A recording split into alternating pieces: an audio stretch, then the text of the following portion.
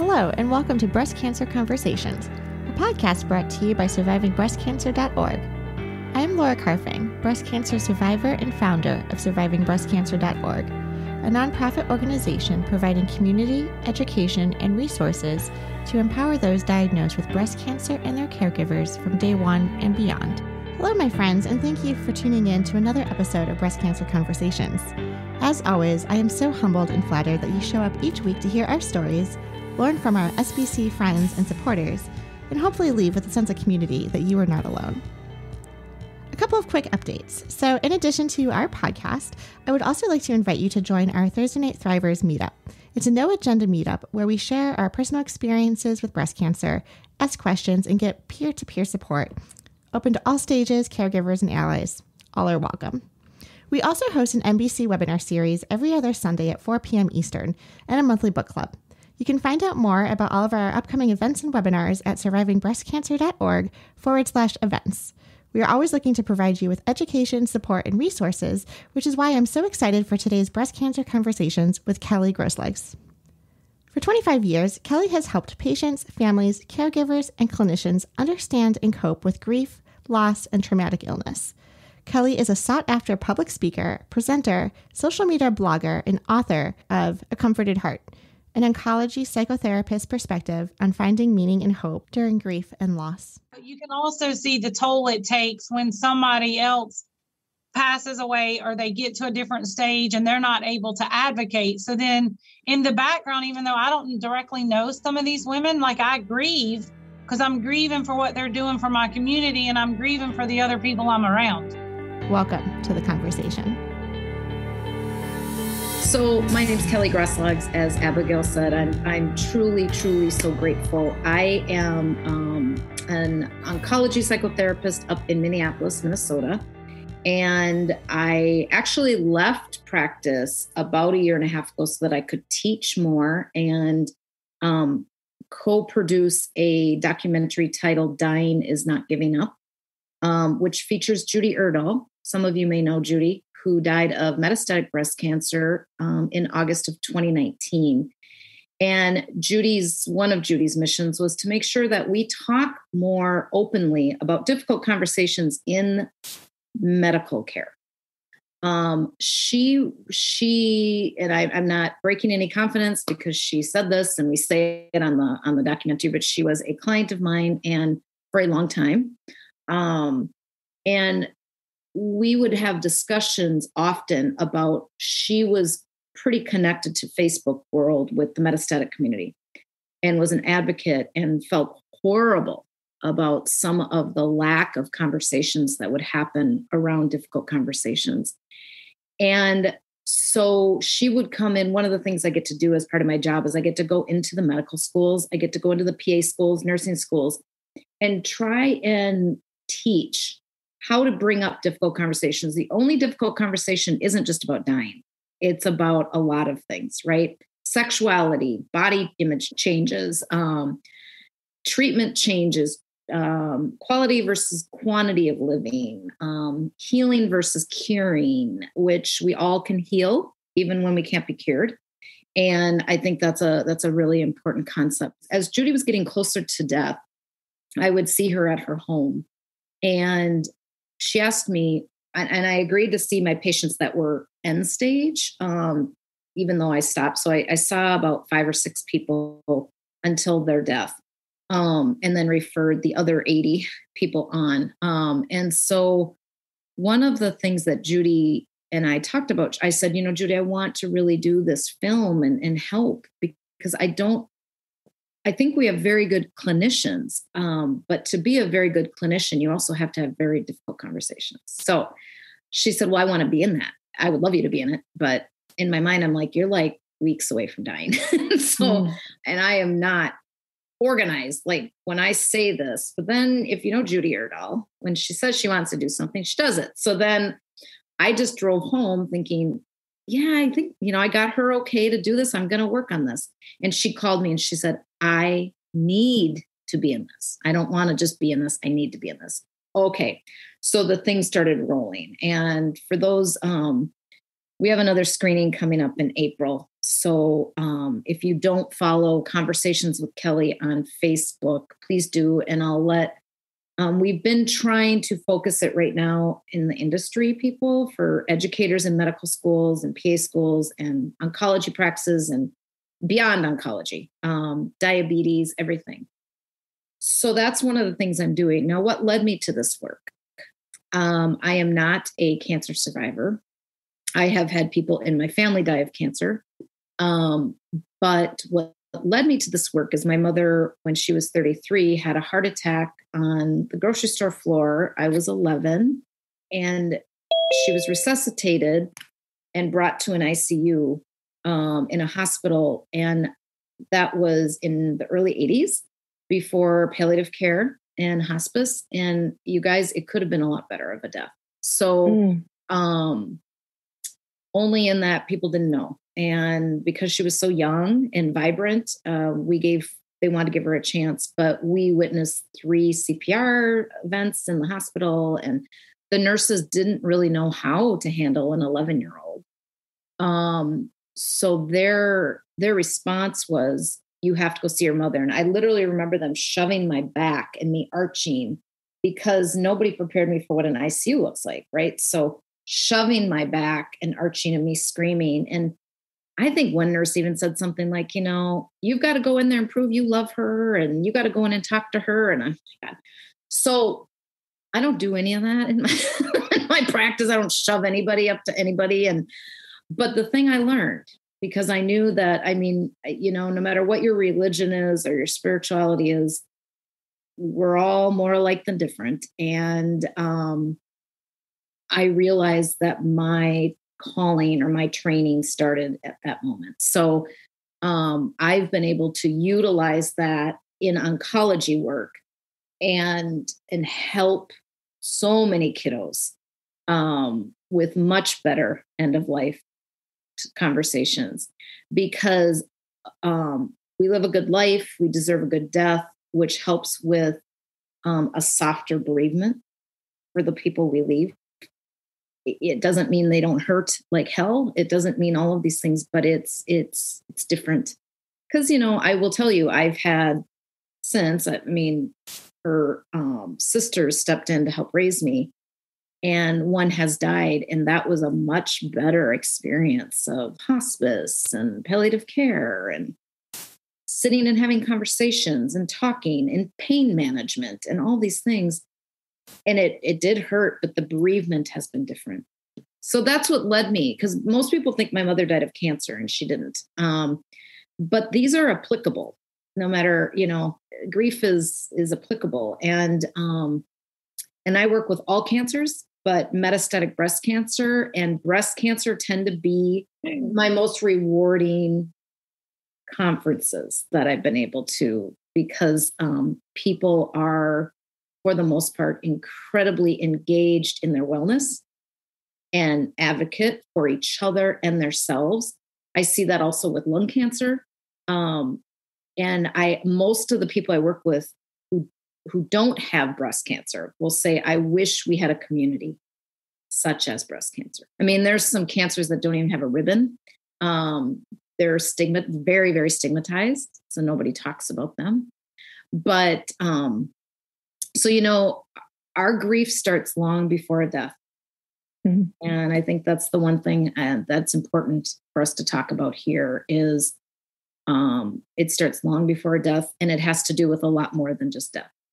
I totally agree with you. The MBC community is one of the most special that I certainly have been privileged to be a part of. And it's been fascinating to watch as people have collectively grieved for individuals. Mm-hmm. My dear friend, Emily Garnett, we're coming up on a year since she passed away. Her birthday would have been Friday. We talked a little bit before we got started about Sandra Spivey passing away recently. And so these are people that are widely known. Sandra probably a little bit more than Emily, since she had been around for a while. So would you talk a little bit about collective grief and just what that means when you've got this large, disparate community united in grieving for a specific person? Sure. So I want to make a distinction between grief and loss before I talk about grief anymore.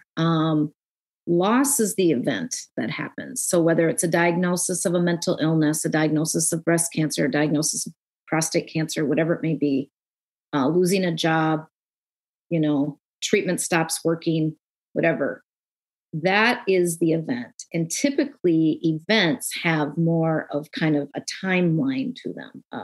There's kind of a beginning of an event, middle, and okay. Grief is the reaction to the loss. And our society has that backwards. Our society makes grieving something that has, they want it to have a timeline on it. They want it to have kind of like, okay, they died on this day, you grieve for this amount of time, and then you should be done on this time. Or you got a divorce on this day, it's been a year, whatever it may be. We have to remember that grief is a lifelong process to loss. It really is. Mm-hmm. And that don't make your grief an event. Make your grief a process. Make your grief an experience that is related to a loss. Mourning, as we understand the word, MOURNING, is our outward expression of our grief. So we grieve internally. We have these feelings internally. And then when we mourn, that's what we show the world. So I think those are important distinctions, because when we get caught up in that grief is an event, that's when we start to wrap our heads around, okay, there's supposed to be this middle and end and all that. When we're talking about collective grief, it's very real. And collective grief tends to also be correlated to complicated grief, because we're almost in what we call a bereavement overload or a grief overload. We're being hit every day with one more loss or one more grief. And what's very interesting from what I've learned, again, I don't know this person, but from what I've learned from listening and paying attention in the communities with metastatic cancer, is that you're absolutely right. You don't have to ever have met somebody and be completely impacted by their loss, by the change in their treatment, by their inability to walk, by their death. And that's because collectively, and when we love deeply or we care deeply or we engage deeply, we grieve deeply. And so I think that's a very important thing. And what I always want to encourage people to do is please don't try to justify or explain why you feel the way you feel. It's important to embrace the way you feel. You may have just started getting to know somebody 2 days ago and they die. And you are profoundly impacted by that. And that is confusing to us. We don't understand why. And I've even heard people shame themselves or diminish themselves and say, this is so silly. I don't understand this. I've only literally had one conversation with her. And she could have the same name as your best friend. She could be the same age as your mother. She could be the same age as you. But it's that collective grief that you've now said goodbye to maybe 6, 7, 8, 9 people in the last month. And this one, for some reason, allowed you to really have the emotions and really express. Where we get caught up, though, everyone, is when we try to figure it out and try to go back and go, I just don't understand why this one, when last year with Emily, and it doesn't matter. It doesn't matter. Collectively, though, and okay, so you have that going on, plus we have COVID going on, plus we have isolation going on, plus we have life going on, plus our kids just didn't get into the choir they wanted to get into, plus this, plus that, plus this. So it's cumulative. It's cumulative. And it often will take more of what I would call a benign loss, which doesn't diminish it, but one that we aren't really expecting that sometimes really can open the floodgates. Abigail takes care of all of us and she struggles in silence, right? But sometimes we can see it by the lack of her smile or her engagement. No pressure, Abigail. I'm just making the statement. So therefore, when she struggles, I feel like I struggle with her because it's a relatable thing. So is that part of the grief because you realize where she is, where we are, and the association? grief and love and grief and care they can't exist without the other, right? So you really care about Abigail, and you connect to her, and Abigail's connected to you. So absolutely. And part of that is you may look at Abigail as she's our rock. She's our person. She's our this, she's our that. And when she's having a hard day, you've essentially, and again, this isn't to pressure anybody, but this is just the way this is. You've essentially lost that rock for that moment. Then you start worrying about her. Is she doing this? Is she doing that? And that is a loss. That absolutely is a loss. And I think, because if she's not smiling, does that mean she's more in pain? And if she's more in pain, does that mean her disease is getting worse? And, we start to go down this path. You can also see the toll it takes when somebody else passes away or they get to a different stage and they're not able to advocate. So then in the background, even though I don't directly know some of these women, like I grieve because I'm grieving for what they're doing for my community, and I'm grieving for the other people I'm around. Well, and I want to say this to everybody. If you feel something, it's valued. It's validated. Okay. It's validated. It's validated, period. Why we in this human race, there's not another species out there that does this. Every other species out there, animal, mammal, whatever, if they have emotions, they roll with it. They just go with it. They see something, they get scared, they go back, they get sad, they do whatever. We take it a step further. We feel, and then we try to figure out. We feel, and then we want to get in our head about it. And I think if you're feeling whatever you're feeling, whether it's about Abigail or someone else in the group, you're justified of that, Amy. Like, absolutely. And that just, it's risky to love. Right. It's risky. Well, because with love, there's always loss with love. But that's a chance. I'd rather take that chance and not take the chance at all and not know that. Exactly. Some of us are very external processors. We want to talk it out. We want to, we don't necessarily want anybody to answer us. We just want to talk it out. Some of us go internally, and neither one is right or wrong. I think it's just, but what I think is beautiful, Amy, is I think you said it beautifully, Abigail, like Amy pays close attention to me, because one of the things I hear in grief that is very, very is that isolation is so hard. Some people they don't feel seen. They don't feel heard. You spoke one time somewhere, and the grief starts when we get diagnosed because life changes.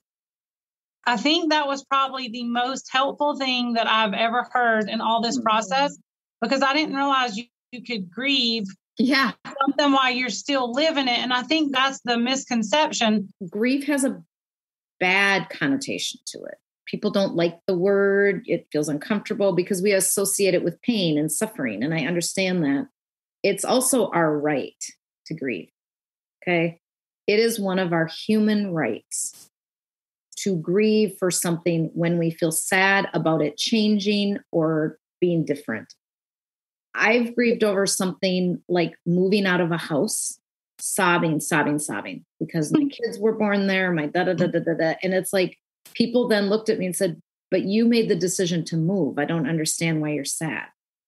So there's this concept, and I apologize for those of you that have heard me talk, but I write about it in my book, and it's called both and. And it's something I think we have to apply to all of our lives, that we can both be sad and be okay. We can both be, scared and still feel resilient. We can both be grieving and still participating in our life.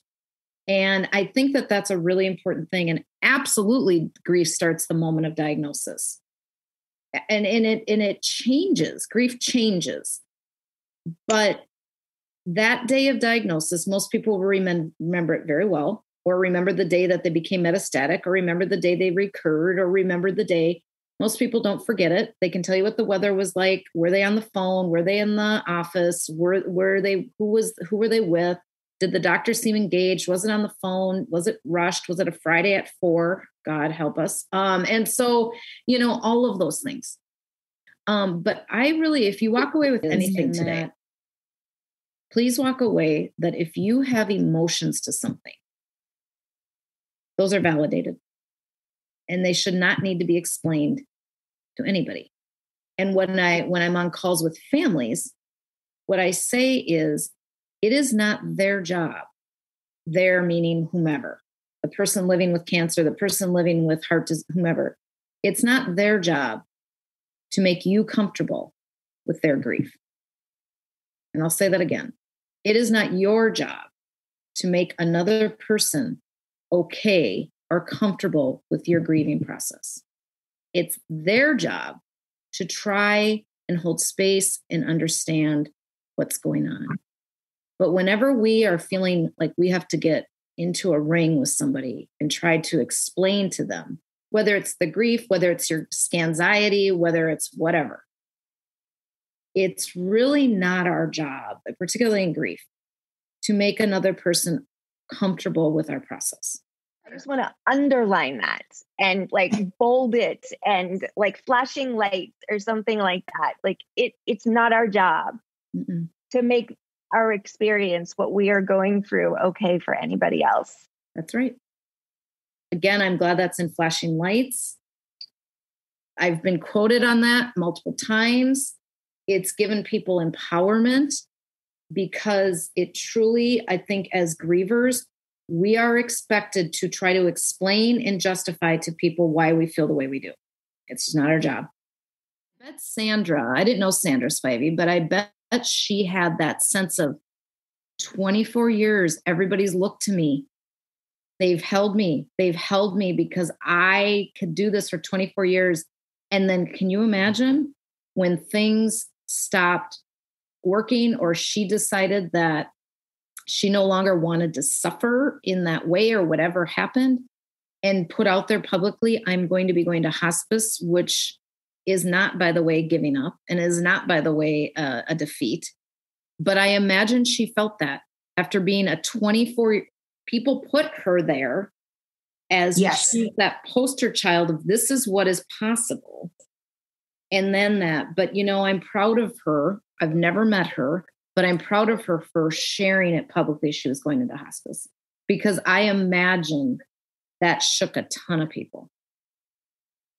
Well, Kelly, we will definitely have you back because I think that it's so important to have somebody who really understands this conversation and can help from a higher level. I feel like, when you haven't been through something, when you're a little bit on the outside of it, you can see more objectively. I just want to acknowledge that we have some allies on here, people who've been affected by people living with MBC. Gary has lost his wife. Karen has lost her daughter. And, the grieving of people around us is so important to acknowledge as well. And, I really appreciate you both entering into and wanting to understand how we and your loved ones have gone through things. I think that's so powerful. But I also acknowledge that that's part of your grieving process to be a part of these ongoing conversations. Gary, I know for your kids, and Karen, I know that it's just been so hard for you without Amanda. But I really appreciate you still connecting to the community because you are loved and you are cared for so much. But thank you, Kelly, for being here. The one thing I want to say is that if you're on Facebook, please come over and visit me on Conversations with Kelly, because there are so many beautiful people living with breast cancer, metastatic breast cancer, other cancers that will write things. And it's such an honor to be part of that. And then Brian Pyatt and I, every other Wednesday, do a live on Facebook about all topics. And so not this coming Wednesday, but the Wednesday after. And some of you have joined in and I'm so grateful. But I really feel like we just scratched the surface. Don't forget, any of you, don't forget who you are. And that's the grief, right? We can lose sight of that, but don't forget who you are. And I had all these beautiful things I was going to read and the time just went so fast. So thank you, Laura and Abigail, for having me and for all of you. Kelly, I really appreciate you being a guest on Breast Cancer Conversations and helping us understand and process the feelings of emotions and grief. This has been incredibly enlightening, and I look forward to having you back on the podcast for more conversations to come. Thank you. Thank you, Kelly. Thank you, Kelly. Thank you. And thank you, everyone, for listening to our show. I would like to acknowledge that all of the information on our podcast are from personal experiences and are not a substitute for professional medical advice. You should always contact your medical care team. If you're looking for specific topics or would like to be a guest on our show, please feel free to reach out to me. My email is laura@survivingbreastcancer.org. Until next time, keep on thriving.